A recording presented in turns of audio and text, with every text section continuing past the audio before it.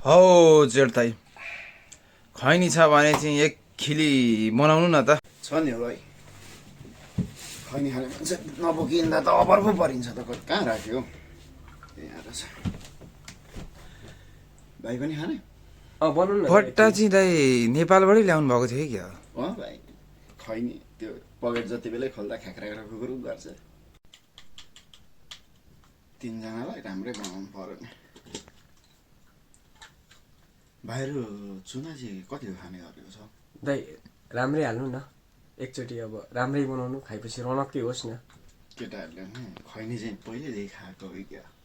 दाइ स्कुल पढ्दाखेरि साथीभाइको लैलैमा यसो अलिअलि खाइयो, त्यसमै बानी बस्यो। भात सात खाएपछि यसो प्याट बनाउने बानी पर्यो दाइ।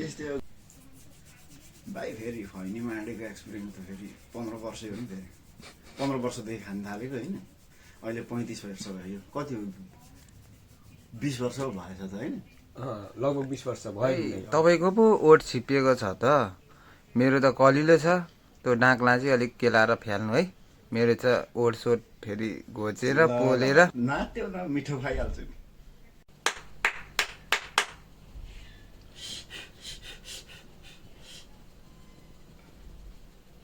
लिएँ है भाइ मैले चाहिँ।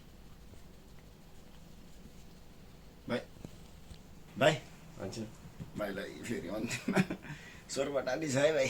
अनि दाइ अनि यो चाहिँ के हो? चुनै चुना छ त, यो त धुलै धुलो पर्यो त। अनि त्यस्तै भयो भाइ आज। पहिल्यैदेखि खाने बानी पनि के होइन, चेपना भयो। जहिले दाइ मलाई चाहिँ यस्तै चुनै मात्रै दिनुहुन्छ।